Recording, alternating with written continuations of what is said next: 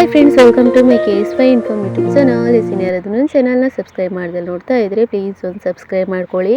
ಗುಡ್ಡೆ ಮಾಂಸ ಮಟನ್ದು ಸಿಗೋದೇ ಕಷ್ಟ ಅಂತ ಅದರಲ್ಲಿ ಫ್ರೆಶ್ ಆಗಿ ಸಿಕ್ಕಿದ್ರೆ ಇನ್ನೂ ಖುಷಿ. ಸಿಕ್ತು ಅಂದರೆ ಖಂಡಿತ ಈ ರೆಸಿಪಿನ ಟ್ರೈ ಮಾಡಿ. ಮೊದಲಿಗೆ ಕುಕ್ಕರ್ಗೆ ಸ್ವಲ್ಪ ಎಣ್ಣೆ ಹಾಕ್ಕೊಂಡು ಒಂದು ಗಡ್ಡೆ ಈರುಳ್ಳಿ ಜಾಸ್ತಿ ಹಾಕಿದ್ರು ರುಚಿನೇ.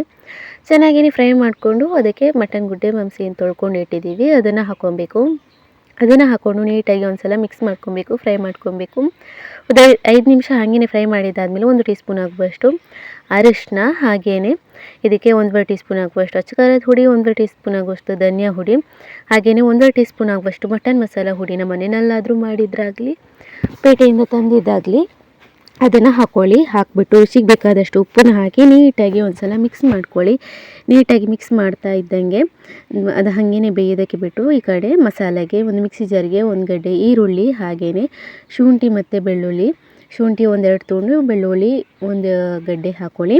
ಅದಾದಮೇಲೆ 1 ಟೊಮೆಟೊನ ಸೇರಿಸ್ಕೊಂಡು ಇದಕ್ಕೆ ಚಕ್ಕೆ ಲವಂಗ ಏಲಕ್ಕಿನೂ ಸೇರಿಸ್ಬಿಟ್ಟು ನೀರು ಹಾಕಿ ಕಾಯಿ ತುರಿನೂ ಸೇರಿಸ್ಕೊಂಡು ಒಂದು ಅರ್ಧ ಕಪ್ಪ ನೀರು ಹಾಕಿ ನುಣ್ಣಗೆ ರುಬ್ಕೊಬೇಕು. ರುಬ್ಬಿಬಿಟ್ಟು ಆವಾಗಲೇ ನಾವೇನು ಬೇಯೋದಕ್ಕೆ ಇಟ್ಟಿದ್ದೀವಿ ನೋಡಿ, ಅದಕ್ಕೇ ನಾವು ಈ ಗ್ರೈಂಡ್ ಮಾಡಿರುವಂತಹ ಮಸಾಲಾನ ಸೇರಿಸ್ಬಿಟ್ಟು ನೀಟಾಗಿ ಮಿಕ್ಸ್ ಮಾಡ್ಕೊಬೇಕು. ಎಷ್ಟು ಗ್ರೇವಿ ತೆಳ್ಳಗೆ ಬೇಕು ನಿಮಗೆ ಅಷ್ಟು ನೀರನ್ನ ಆ್ಯಡ್ ಮಾಡಿಕೊಂಡು ರುಚಿಗೆ ಉಪ್ಪು ಇನ್ನೂ ಬೇಕು ಅನಿಸಿದ್ರೆ ಹಾಕ್ಕೊಂಡು ನೀಟಾಗಿ ಮಿಕ್ಸ್ ಮಾಡಿಬಿಟ್ಟು ಕುಕ್ಕರ್ ವಿಷಲ್ನ ಮುಚ್ಚಿಬಿಟ್ಟು ಒಂದು 5 ವಿಷಲ್ ಕೂಗಿಸ್ಕೊಂಡ್ರೆ ಆಯಿತು. ಸೂಪರ್ ಟೇಸ್ಟಿಯಾಗಿರುವಂಥ ಗುಡ್ಡೆ ಮಾಂಸ ರೆಸಿಪಿ ಟ್ರೈ ಮಾಡ್ಬೋದು.